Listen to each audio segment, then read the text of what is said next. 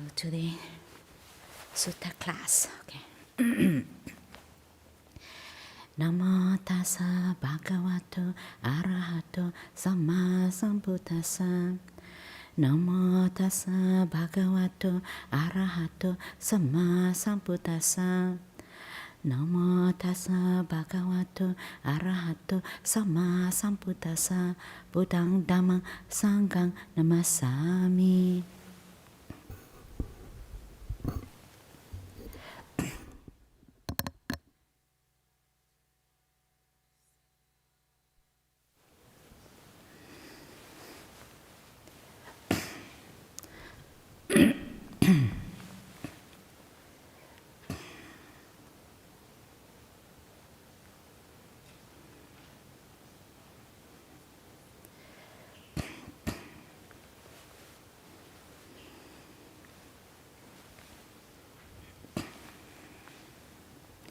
Okay, so today is Naḻakapāna Sutta from Majjhima Nikaya 68.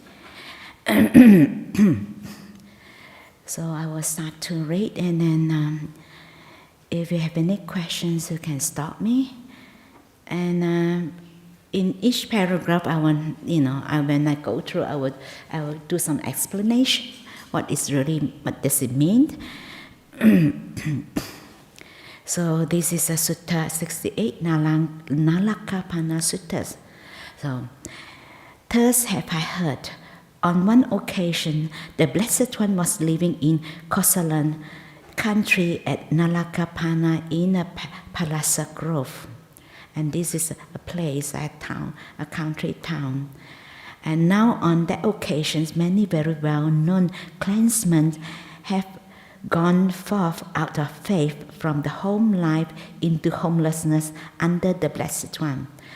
And those like well-known clansmen, it means that those people are they're well-known to their society, like people most people know them. Then into homelessness under the Blessed One, the Venerable Anuruddha, I think he's quite famous. Anuruddha, Venerable Nandiya, the Venerable Kimbila, and Venerable Bahu, and the Venerable Kundadaha, and Venerable Ravata, and Venerable Ananda, and the other very well-known clansmen. And on that occasion, the Blessed One was seated in the open, surrounded by the sanghas of bhikkhus. Then, referring to those clansmen, he addressed the bhikkhus thus: Bhikkhus, those clansmen who have gone forth out of faith from the home life into homelessness under me, do they delight in the holy life? When this was said, those bhikkhus were silent, so no one replied, they were all silent. So a second and a third time, referring to those clansmen, he addressed the bhikkhus thus: Bhikkhus, those clansmen who have gone forth out of faith from the home life into homelessness under me, do they delight in the holy life? And then for a second and a third time, those bhikkhus were silent. So why they're all silent? Is it because they are not delight in the holy life? They said they're silent? No, actually, the fact that they are not they're being silent is that they're being humble, because it's one of our rules is that for monks and nuns, like if you don't have any attainment, but if you declare to people that I have this attainment, and then actually it's a defeat offense. You're no longer a monks or nuns. But if you truly have those attainment, but we also not supposed to tell the lay people. That will be a pachitiya offense. But of course, with your fellow monastic, you can tell. But you see, even amongst all the fellow monastic, people still don't. They're very humble. They still don't tell. But normally, you would tell a teacher. They're not so like. Try to tell people I have this attainment. So if people try to show off to tell everyone that they have attainment, then you really have doubts, isn't it? Like we said, those who really enlightened will never go around and tell people that they're enlightened. The definite, even Buddhas, even many people even have seen Buddha didn't even know that he's a Buddha because he's so humble. Because when you don't have the sense of self, you're so humble.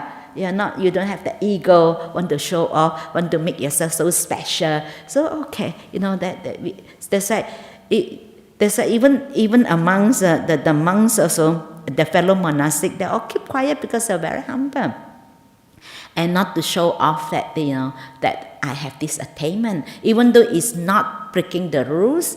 If you declare or you tell your fellow monastic, it's not an offense. But if you declare and tell lay people, then it's an offense. That's why sometimes we used to have people, sometimes they don't know that we have this rule. They will ask us what is the attainment? What do you have attained? What if a stages of meditation? I say sorry, we can't say anything to you. Then he addressed the Venerable Anuruddha thus: Anuruddha, do you all delight in the holy life? So then, because it's directly the teacher asks, direct to Anuruddha, of course he have to answer, isn't it? So surely, Venerable Sir, we delight in the holy life. So because here what he means when you delight in the holy life, actually is referred to you have that certain attainment. Then that's why you delight in the holy life, or your practice is good, that you delight in the holy life. So good, Anuruddha. Is it proper for all you clansmen who have gone forth out of faith from the home life into homelessness to delight in the holy life, as you are still endowed with blessing of youth, black hair, young men in the prime of life? You could have indulged in sensory pleasure, yet you have gone forth from the home life into homelessness.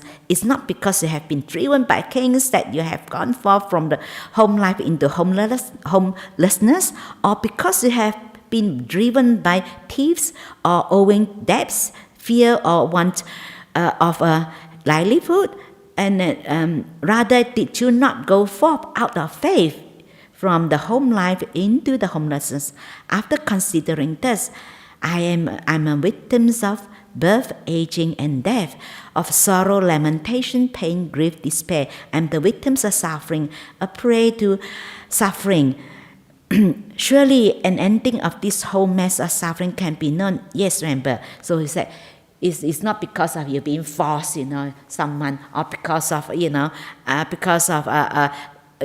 want to running from owing debts, so that you become a monk or a nun. Then he said, no, because of you, because they have considering, they reflect that, they understand, they reflect on that, they are the victims of birth, aging, and death, and sorrow, lamentation. They just want to get out of the suffering. That's why when we gone forth, like the samanera or samaneri ordinations, we have like we ask for going forth. We say sapatuka nisarana nipaya sachikaranakaya, so that out of compassion allow me to go forth to overcome my suffering. So this is the purpose of you go forth because we want to overcome our suffering. So we ask the teacher, the preceptor, out of compassion to ordain me, to let me go forth. Actually, that is the reason why that we want to become monks or nuns. So then Anuruddha said, yes, Venerable Sir.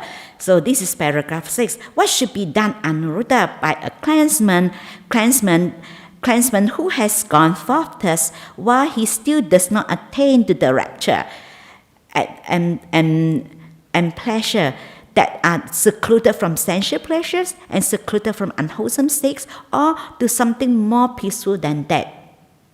So when they talk, whenever that's when the Buddhists refer, when he said that raptures and pleasure, that means it's referred to the piti sukha. That means it's the first jhana. So at least the person, when you're in first jhana, you are secluded from sensual pleasure and secluded from unwholesome state. So or more than that, that means second jhana, third jhana, fourth jhana. So when you have attained the rapture and the rapture and pleasure, that is a piti sukha. That means it's the first jhana. And then the more peaceful than that, covetousness, that means the sensual desires, invades his mind and remains. Ill wills invades his mind and remains. Sloth and torpor invade his mind and remain. Restlessness and remorse invade his mind and remain. Doubt invades his mind and remains. Discontent invades his mind and remains. Weariness invades his mind and remain. And that is so vast. He still does not attain the rapture and pleasure, because that means that I mentioned this is the 5 hindrances. The 5 hindrances plus the other 2. The other 2, there is a willingness and weariness and discontent. So the 5 hindrances, which are the 5 hindrances? The first one is covetousness, like the sensual pleasure. So, and then the second is ill will. The third is sloth and torpor. The fourth is restlessness. The fifth is doubt. And then so they have another 2, because when we still have these 5 hindrances, because they drive you, they drive you. Your energy will go out. They drive you out.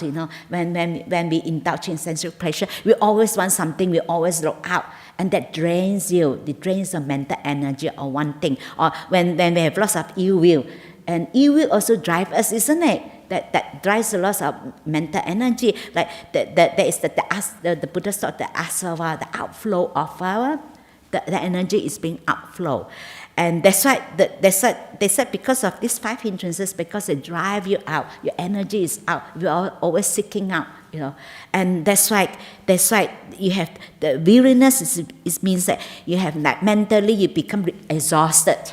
Because your mind is, because you're not peaceful, restless, we always wanting something. It's difficult. You cannot become peaceful, isn't it? Your mind is always out. Your energy is always outflow. The outflow of asavas. That is the taints, our taints, outflow. That's why then you ended up mentally exhausted, isn't it? So the weariness is come from the mentally exhausted. It's so exhausted.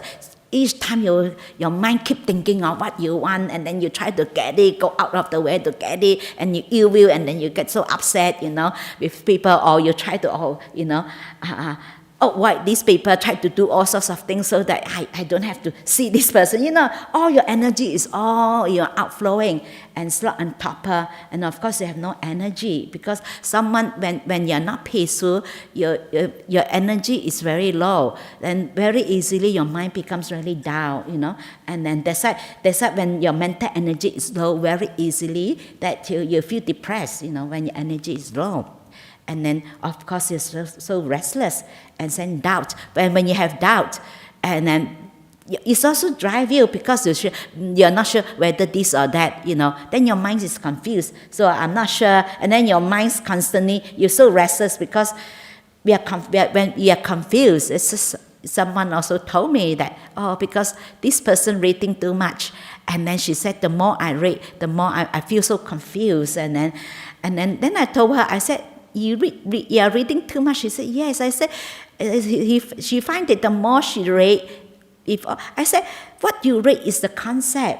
It's not your direct experience. It's not through your practice, from your own realization. There is someone, and then the more she reads, she said she's finding it more confusing. That's why I said, yeah. It's just as I remember someone said to me that, this person been researched, the compare with different religion, and this person said that I find that Buddhism is the most confusing religion.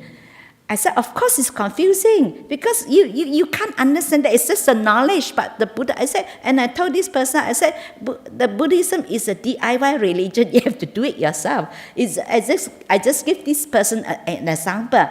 I said, if you haven't tasted a mango before, but people try to describe to you how a mango tastes like. Do you really know how mango tastes like? You don't, isn't it?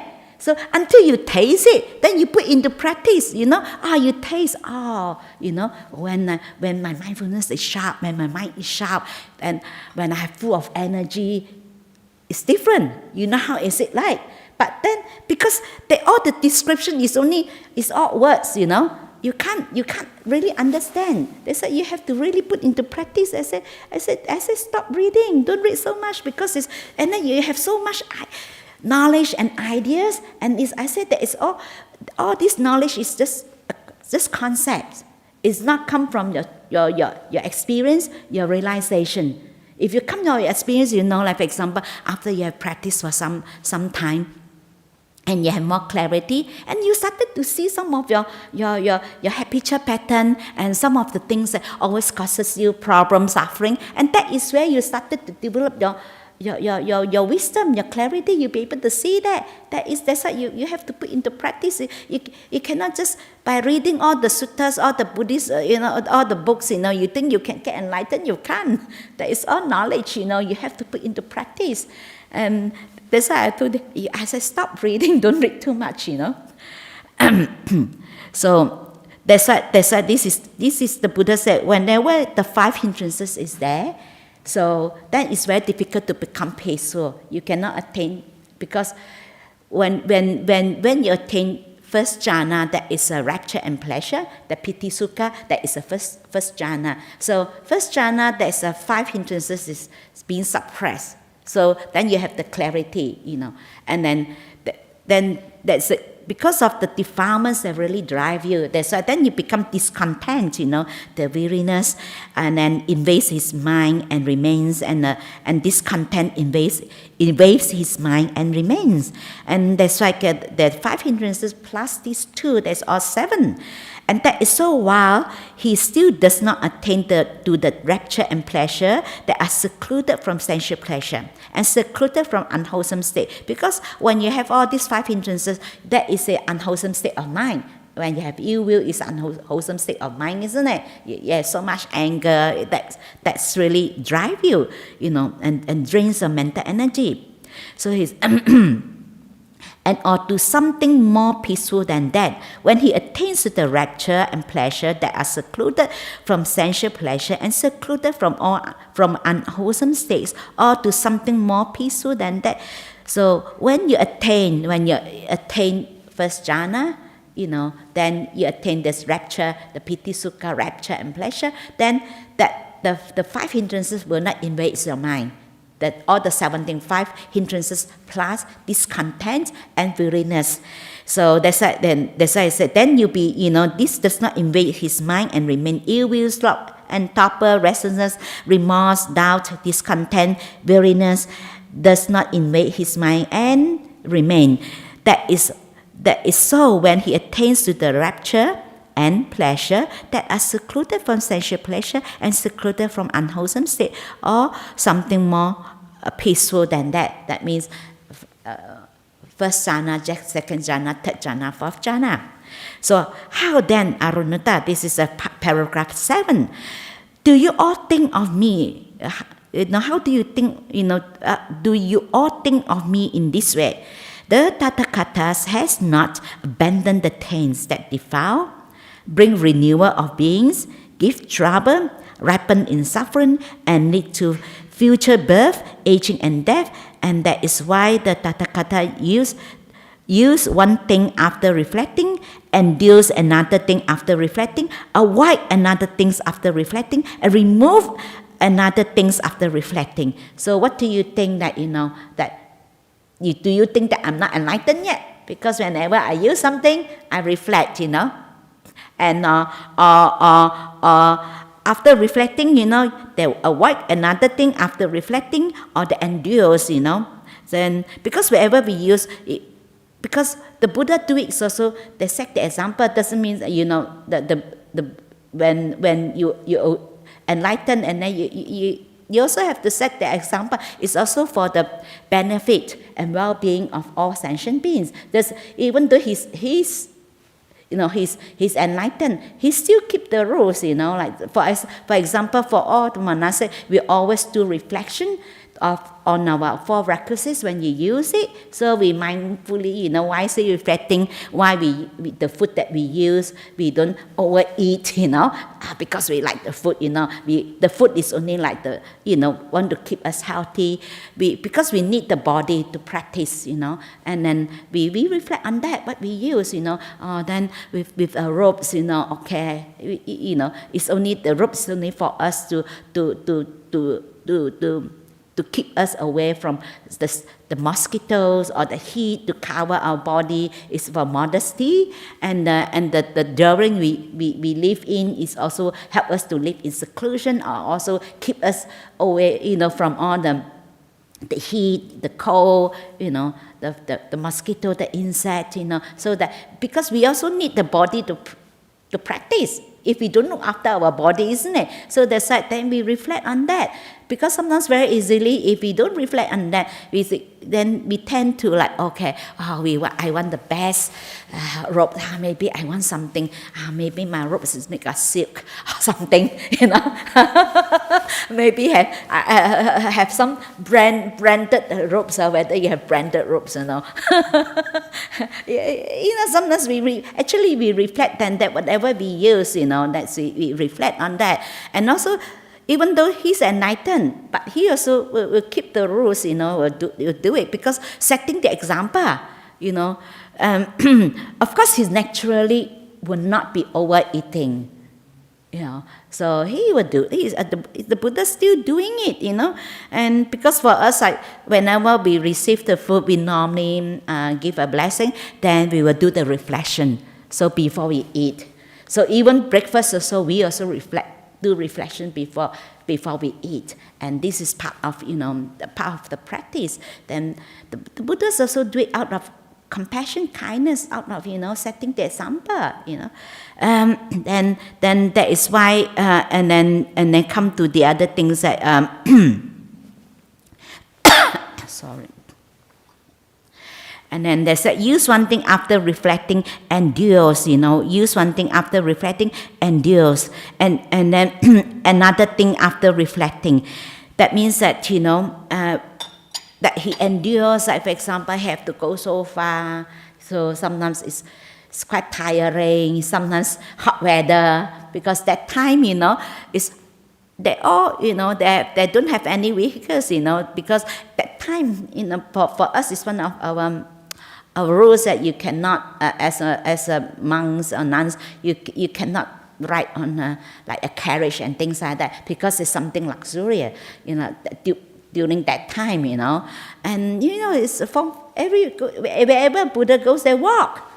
So sometimes it's really hot, isn't it? Then you endure. So you reflect on that. Oh, that endure, because you reflect that this is for the benefit and the well-being for sentient beings. Like we endure, also do it out of compassion, kindness, for the benefit. So the Buddha, that's why he's doing it. Doesn't mean that he do it all because of because of he's not enlightened.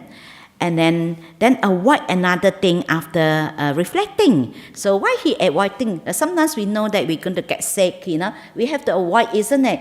Because when we get sick, that's why I used to tell my nuns, I said that each one of you look after yourself, that is being kind to the community, isn't it? If we don't look after ourselves, we get sick. The community have to look after you. And at that time, when after Buddha got enlightened, and there's Mara always follow him all the time, want to try to prove that he's not enlightened. So then one time the Buddha said, body is a body, and the Buddha is really tired, and then he went back after lunch, and then he got a snooze, lie down, have a nap. Then he caught the Buddha. You see, you still indulge in sense repression. You go back and you still have to you take a nap. You sleep in the afternoon. You're not supposed to do that, so you're not enlightened. So because the body is the body. Because if the Buddha do it also, he look after his body. The body is a vehicle. So if he gets sick, he will look after the body so that he be able to teach, to share. More, it's because we have to understand that the body is a body. It doesn't mean that you become monks or nuns, you don't get sick. I remember once Ajahn Brahm said that when one time someone met him in the hospital, I think he's just not really sick, not that. Just, I think he saw him in the hospital. Oh, you're in the hospital. They're like so surprised that why Ajahn Brahm gets sick. Monks and nuns is also human being. We get sick. Even the Buddhas also get sick. Buddhas also sick, We human body. They say sometimes we look after ourselves. So we know that, we know that, for example, it's too hot, We don't want to go out there, to look for suffering, isn't it?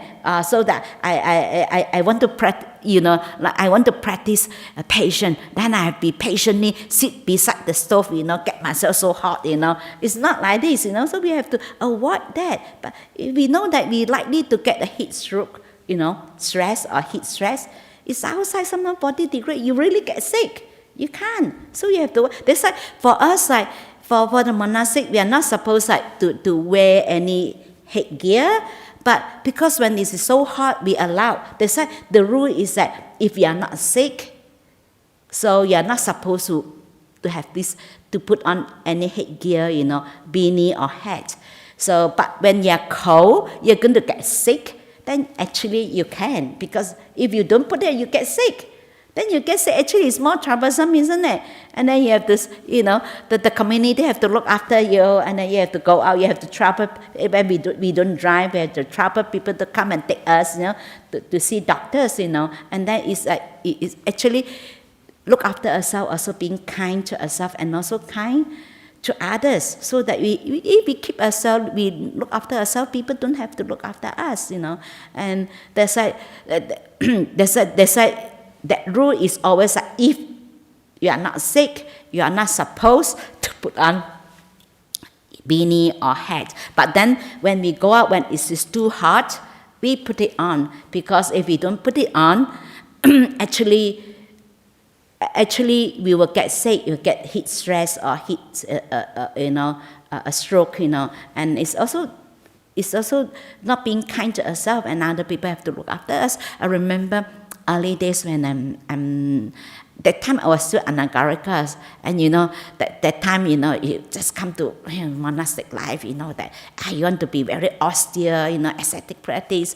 Then one of the things that I was thinking, I've become a nun. I'm not going to wear sunglasses, Refuse to wear sunglasses. Because we normally anagarikas, we drive, so I drove that time. Because it was so bright that I really can't see. Because you know how in Australia the sun is really, just right in front of me. One day I was driving, I can't really see. I really drove off to the other side. Luckily nothing happened, and then Ajahn Vaiman said, "Hey, what happened to you?" I can't see. And then since then, I realized that actually I have to wear it. I wear it, it's not because I wear sunglasses, it's not because I want to look cool. I'm wearing sunglasses cool, Actually, it's not. But sometimes we have the idea of how a monastic should be, but also we have to understand. But because it's not safe, when the sun is it's very glaring, you really can't see. Because it's right in front of you, you can't see. And we wear it also for safety.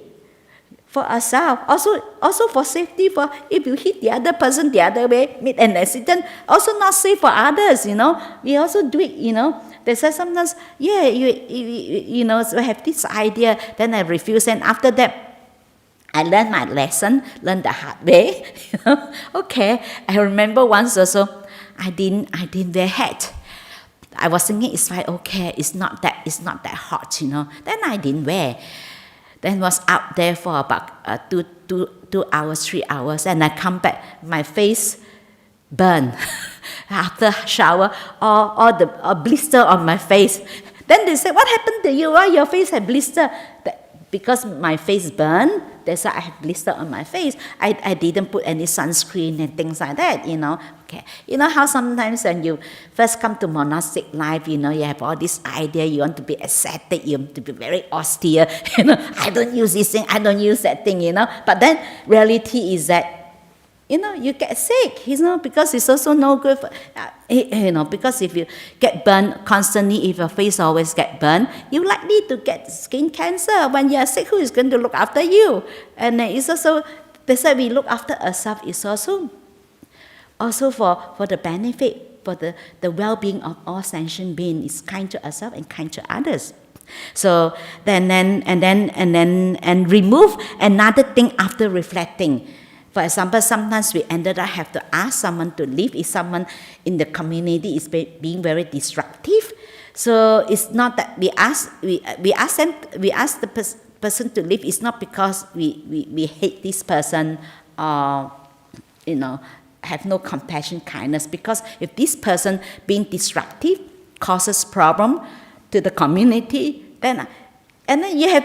I can't just have just a kind and compassion to one person. But how about the whole community? Then not being kind to the whole community, then sometimes we have to ask someone to leave, because if the person causes so much problem, it's difficult. We cannot handle. Like for example, if someone come and then they go through a psychotic episode, and then it's not easy, Then it's difficult for us, because we are so not the professional for us to look after. That's like they say, okay, sorry, you can't stay, Then it's also out of compassion for the community. So that's why we have to remove. So the Buddha said, do you think that I'm not enlightened if I do this? They said, no. Anuruddha said, then Anuruddha replied, no, Venerable Sir, we do not think of the Blessed One in that way. We think of the Blessed One in this way. The Datta has abandoned the taints that defile, bring renewal of beings, give trouble, ripen in suffering, and lead to future birth, aging, and death. And that is why the Tathagata uses one thing after reflecting, endures another thing after reflecting, avoids another thing after reflecting, and removes another thing after reflecting. Good, Anuruddha.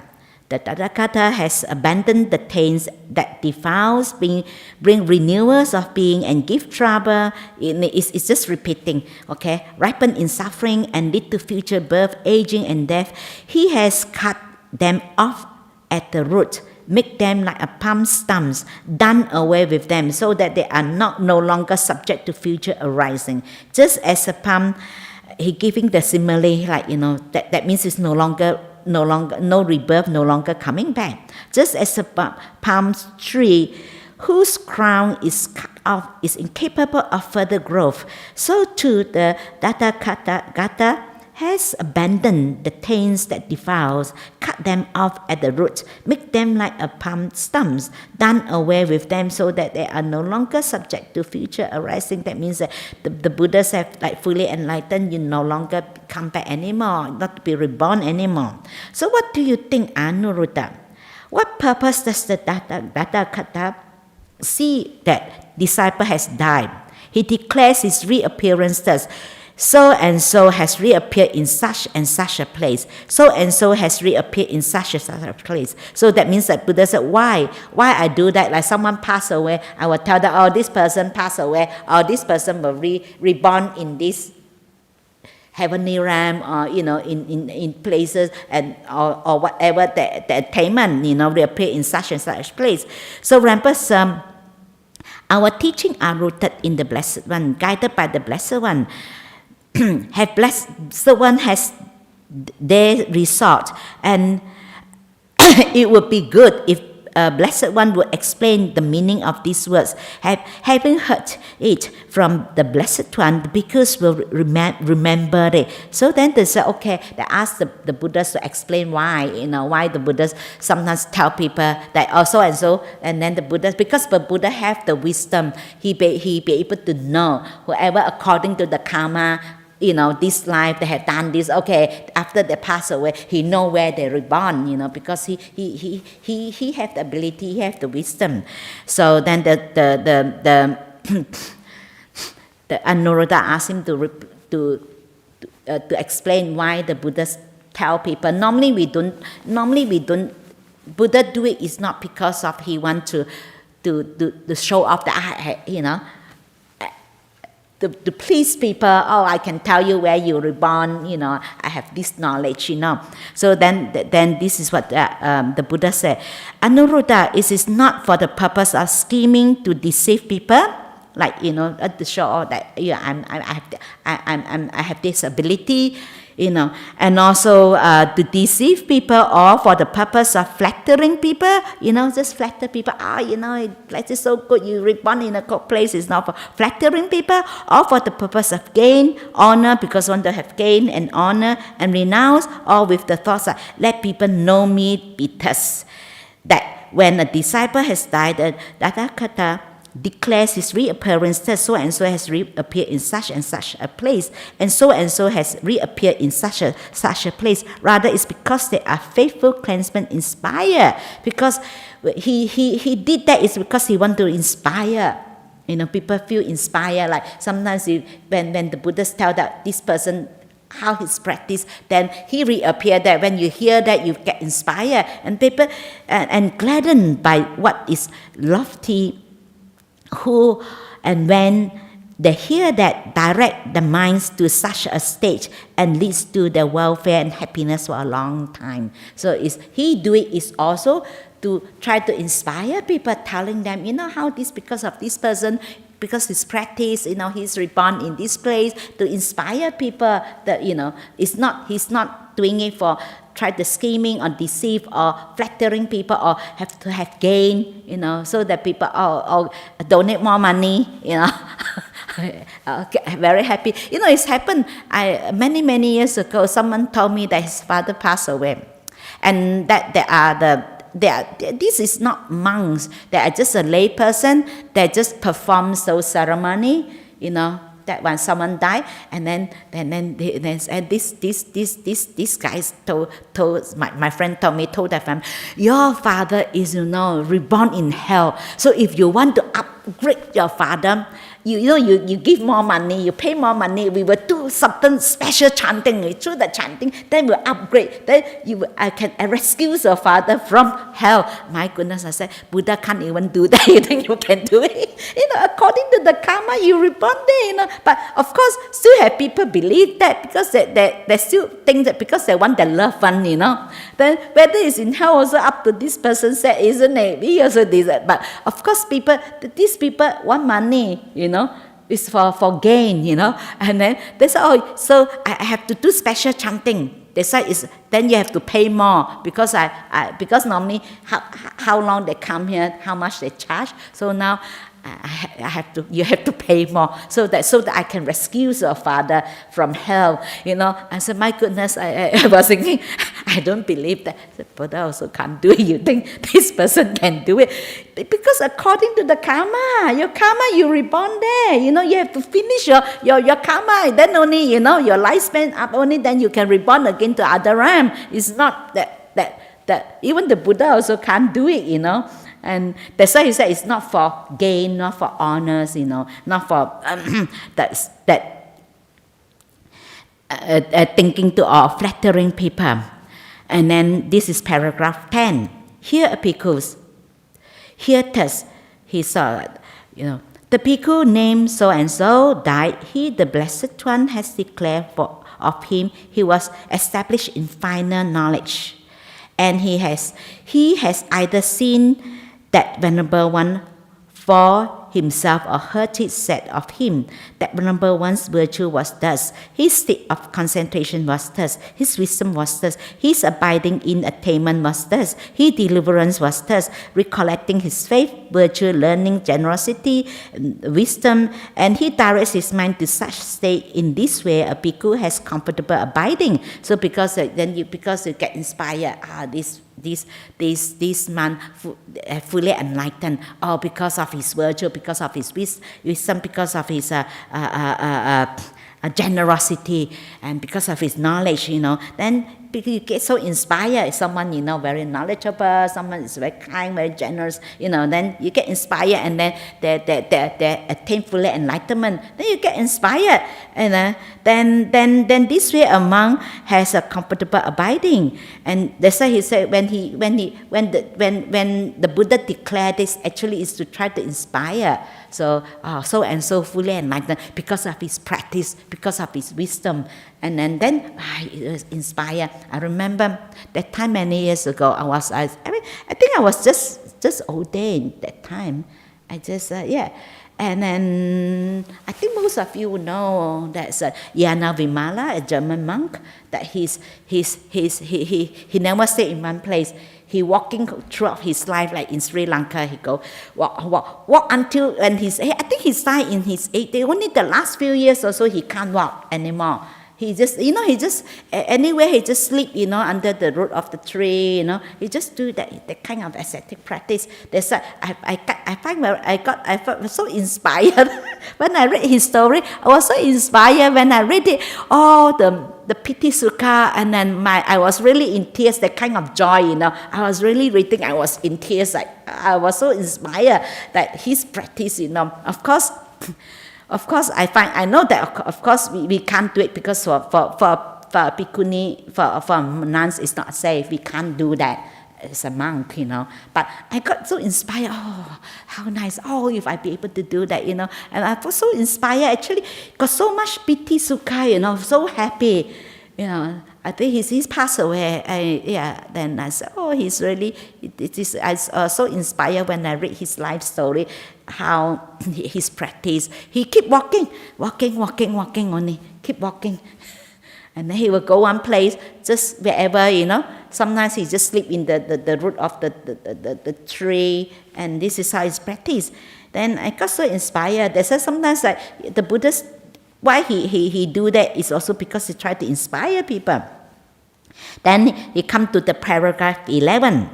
So here a bhikkhu here tells a bhikkhu named so and so died. The Blessed One had declared of him with destruction of 5 lower factors has reappeared spontaneously in the pure abode, and they will attain final nibbana without ever returning from that world. And he has either seen that Venerable One for himself, he directs his mind to such a state. In this way, too, a bhikkhu has a comfort abiding. That means the monk have attained the third stage of enlightenment. There is the anagami. So then he will reborn in the pure abodes. So, and then now he come to the 12th paragraph. Then the bhikkhus named so and so has died. The Blessed One has declared of him that with the destruction of three lower factors, and with the attenuations of lust, hate, and delusion, he has become a once returner, returning once to this world and make an end of suffering. And he has either seen that Venerable One for himself, he directs his mind to such a state, and in this way, too, a bhikkhu has a comfortable abiding. Like someone that there's three lower factors. That means that, and also the weakening of the lust, hatred, and delusion. But for the once returner, Sakatagami, we don't really know how much. It's reduced, but we don't know how much is reduced. So then, in this state, this is the one for the one returner, and then it comes to the 13th paragraph. Here, a bhikkhu thus the bhikkhu's name so and so and has died. The Blessed One has declared of him with the destruction of three factors. He has become stream enterer, no longer subject to petitions, bound for deliberate. And then it's like if you are already on the path, you will not be reborn in the lower realm, and eventually he hated for enlightenment. Is on the path. Eventually they will attain a hated for enlightenment, and he has either seen that that Venerable One for himself, and then because certain monks have seen this monk before, and then he directs his mind to such a state. these two, a bhikkhu has comfortable abiding. So they start with fully enlightened, and then anagami, and then non-returner, once returner, and stream enterer. So now they come to repeat again, because now bhikkhus and now come to bhikkhunis, the same thing. So I just quickly read through, okay? The bhikkhuni's name so and so has died. The Blessed One has declared of her. She was established in final knowledge, and she has either seen that sister for herself or heard it said of her. That sister's virtue was thus. Her state of concentration was thus. His wisdom was thus. Her abiding in attainment was thus. Her deliverance was thus. Recollecting her faith, virtue, learning, generosity, and wisdom, she directs her mind to such a state. In this way, a bhikkhuni has comfortable abiding. And then paragraph 15. Here, bhikkhuni, here thus. The bhikkhuni name so and so has died. The Blessed One has declared of her with destruction of the 5 lower factors, has reappeared spontaneously in the pure abodes, and will they attain final nibbana without ever returning from that world. And then paragraph 16, that is he has declared of her with the destruction of 3 lower factors, with 3 factors, with the attenuations of lust, hate, and delusion. She has become once returner, and returning once to this world, and make an end of suffering. Then he has, then paragraph 17. So he has declared of her with the destruction of 3 factors, has become a stream enterer, no longer subject to petition, and petition bound for deliverance, hater for enlightenment, and she has either seen the sister for herself, and she directs her mind to such a state. In this way too, a bhikkhuni has a comfortable abiding. Then now after bhikkhuni, and come to the man lay followers. Here thus, the man lay follower named so and so has died. The Blessed One has declared of him with the destruction of 5 lower factors. He has reappeared spontaneously in the pure abodes, and will there attain final nibbana without ever returning from that world. You see, when come to the lay followers, that only talk about only not the fully enlightenment, is only the third stage of enlightenment, that is a non-returner. So I remember someone said to me, I don't want to get enlightened, because if I get enlightened, then I have to become a nun. I said, what's wrong being a nun, I don't want to become a nun.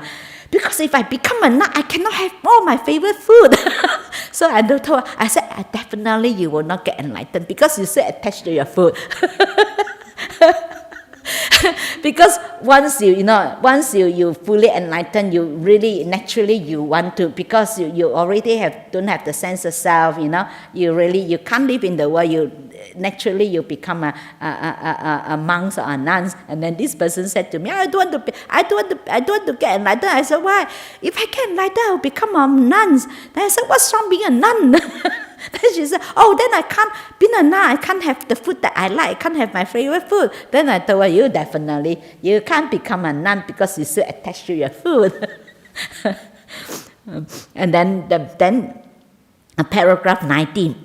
So he has declared of him with the destruction of 3 factors, and with the attenuation of lust, hate, and delusion. He has become once returner, returning once to this world to make an end of suffering. And then paragraph 20, he has declared of him with the destruction of 3 factors, that he has become a stream enterer, and no longer subject to petition, and and bound for deliverance, hated for enlightenment. And he has either seen that Venerable One for himself, and heard it said of him that Venerable One's virtues was thus, and his state of concentration was thus, and his wisdom was thus, his abiding in attainments was thus, his deliverance was thus, recollecting his faith, virtue, learning, generosity, and wisdom. He directs his mind to such a state, and to lay followers has a comfortable abiding. And then he come down to the woman lay followers. Then again, that is from here there's the woman lay followers named so and so has died. The Blessed One has declared of her with destruction of the 5 lower factors. He has reappeared spontaneously in the pure abodes and will there attain final nibbana without ever returning from that world. Then paragraph 22, that is that I will come to the once returner. So he has declared of her with the destruction of 3 factors and with the attenuation of lust, hate, and delusion. She has become once returner, returning once to this world to make an end of suffering. And now paragraph 23, he has declared of her with the destruction of 3 factors. She has become a stream enterer, no longer subject to petition, bound for deliverance, hated for enlightenment, and she has either seen that sister for herself or heard it said of her. That sister virtue was thus, and her state of concentration was thus, her wisdom was thus, her abiding in attainments was thus, her deliverance was thus, recollecting her faith, virtue, learning, generosity, wisdom, and it directs his mind to such a state. In this way too, a woman lay follower has a comfortable abiding. So Anuruddha, this paragraph 42. So basically, he talked about bhikkhu, bhikkhunis, and layman, laywoman. So the arahant, and then non-returner, once returner, and stream enterer. For the bhikkhu and bhikkhunis, so he will declare where, what is the attainment where they've been reborn, and then come to the layman and laywoman. So now paragraph 24. So Anuruddha, it is not for the purpose of scheming to deceive people, or for the purpose of flattering people, or for the purpose of gain, honor, and renown, with the thought that let people know me to be thus, and then has died. The Tathagata declares his reappearance that so and so has reappeared in such and such a place, and so has reappeared in such a place. Rather, it's because there are faithful clansmen that inspire, because there are some faithful clansmen. The practice, layman, laywoman, and it's include the monks and nuns, and because inspired and gladdened by what is lofty, who when they hear that direct their minds to such a state that leads to their welfare and happiness for a long time. That's why even that time, the famous Queen Malika. So when he passed away, because she also been a great supporter, of the Sangha, the Buddhas, So then because even though she had done lots of good deeds, but of course sometimes people do have some unwholesome deed, and because of the last moment when she died, she had some bad thoughts, and that last moment she died, and she was reborn in the Avisi hell, in the hell. And then of course the king, really want to know where my beloved queen, reborn. Then the Buddha didn't, because it would be very upset, very, very sad, And then the Buddha said, I will tell you after 7 days, because she also have lots of good karma. So then it's only for 7 days. So the Buddha said, okay, I won't tell you now. I will tell you after 7 days, So then the 8 days, the Buddha told, now the queen is reborn in the Tusita realm, is a heavenly realm. Now, of course, he's very happy. So he said, why you want to tell me on the 8th day? Because I don't want to tell you, because she was reborn in the lower realms, but only for 7 days, and reborn in a higher realm. But because if I tell you that, you'll be very sad, isn't it? Then he said, that's why the Buddhas also cannot tell lies. So he said, okay, I cannot tell you now, I tell you later. And so the Buddha's doing it also for the well-being, the welfare of all sentient beings. So he just want to inspire people that, and then also sometimes that and then people see, oh yeah, there's someone practice that, you get inspired when you hear of this life story. Sometimes like when I hear of Jnana Vimala, his life story, I was inspired, That's why I want to do all this, more excited. But of course, in reality, also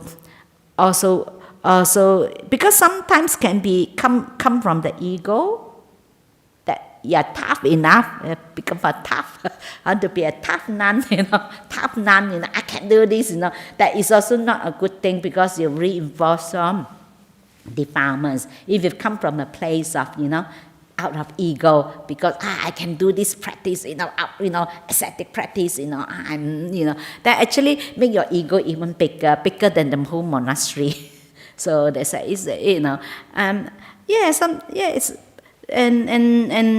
they said sometimes he normally he don't do that, he wouldn't declare, but then he do it because that always there is a purpose of why the Buddha's doing it. So he just want to inspire, so that when people inspire and then you feel happy, then you get inspired, you feel so happy, you have all the piti sukha. Then when you're happy, then easy to meditate, and then your mind become peaceful. So that is what the Blessed One said. The Venerable Anuruddha was satisfied and delighted in the Blessed One's words. Okay, this is the any questions or comments?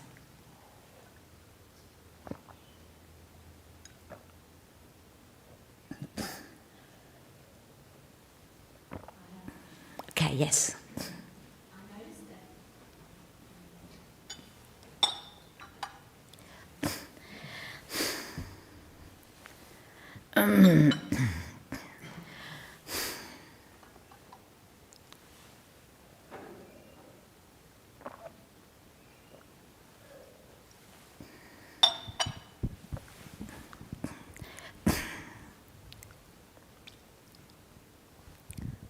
Yes. I noticed that the Buddha only said after the disciples passed away what they have achieved. But in our lives at the moment, there are discussions about various monks, whether in Australia or overseas, that they might be a non-returner or fully enlightened. Do you think that kind of thing is to inspire us, or because sometimes you might be doing it, letting people know to inspire them, but then when people hear things, they might even doubt whether those monks and nuns have reached that. So and I'm just wondering, what is the best practice? Okay. Normally the Buddhas, when the person's still alive, he wouldn't have said that, because sometimes it becomes like, everybody will just, only support this monk because of attainment. So we don't declare that. But sometimes it's just a speculation of the people. If they think, maybe this, but sometimes I know, sometimes the speculation also is not quite. Sometimes sometimes maybe people don't, like outside people don't know, but sometimes we know whether they are genuine or not, But sometimes it's only people speculation. But they said the Buddha don't declare, this monk, what attainment, or, he won't, because then it's ended up that, then all the people only want to offer dana, want to support him, and then the other one, no one support, No, we all, even the Buddhas, in the Sangha, even he's the Buddha, so we have like our Sangha meeting. It doesn't mean that he's a Buddha, he will have double votes, It's the same vote. Like for me, even though I'm the abbot, I also have one vote. If the whole Sangha say against me, then I also they can drive me out. Say, okay, I don't like you, don't want you to become the abbot, then I have to leave. It's fair, we all, no one is special, everybody, that's why you can't tell, so that's why we have the same, we dress the same, we all shaven hair, we don't have someone have a special, dress, no. So that's why sometimes it's when someone's still alive, when you declare so and so, and then people, this person, I want to worship him, and then those no people support. But how do you know the people now not yet? Later they're enlightened, isn't it? Now not enlightened, but later, isn't it? So that's why the Buddhas only mention those who pass away. When someone alive, if you said that, then people will just all go to, everybody go to support those have attainment. And those never declare have no attainment, no one support, So, yeah. That's right. And then some of them is just, actually they themselves didn't declare. It was only some people, their own speculation. They just speculate this and so and so. Yes. Any more? I have one more question. So the intent and, Buddha said this to inspire people. Yeah. So sometimes in our lives with Musabada, we want to share not only good things, but some bad things that have happened to people. Mm-hmm. So my question is, if you are intending to share news with another person out of compassion, do you have to consider who you're sharing it with? Because they might spread it to other people, or they might use it for other purposes. It's always have to come back from where your intention coming from. For example, this is your best friend, and you know that this person is going out with is really, it is that because your friend doesn't know this person, for example, then you come from the place that you just want to warn this person, be careful, not be cheated, and that is also come from that place. It's not come from the place that I want to badmouth this person. Oh, this person terrible. But of course, we don't publicly tell everyone. Like normally, someone that's close to us, that we just want to warn this person. Is out of kindness, out of compassion, that we just want to warn this person. Be careful. This person that you're going out with. He might, he might cheat you because it's not genuine, And of course, we can only do our best. If the person accept our, advice, they listen. Fine. They don't listen. Also, what can we do? So it's always have to come back from where you're coming from. Are you coming from the place? Oh, I tried to separate, make them separate them, or being divisive, Oh, you don't go out with each person coming from a place of being divisive, then of course it's the intention actually is unwholesome. But you come from a place that you just want to make the person aware that this person that is not a good guy, he might will cheat you or something like that. Then actually your place, you're coming from a place that you just want to kindness and compassion, just want to warn your friend, okay, be careful, be aware of being, of this person, and you or you might get yourself into trouble. Yeah. And that's why it's always have to come from where your intention is coming from. You see, it's out of kindness, or really care for the person. I said, answer your questions. Make sense to you? Any more questions or comments?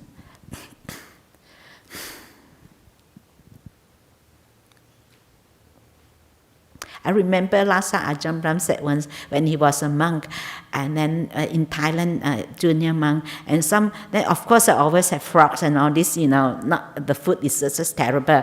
Then one day he said that this guy came and then with very nice big pots of curry, and Ajahn so happened not there. Then he come down, ask, where is Ajahn? Ajahn not here. Then he said he just drove away with all the nice pots of curry. That's why this is the reason why we don't declare. But you see, you then people just come. You never know who is the one who enlightened. He's come to support everyone.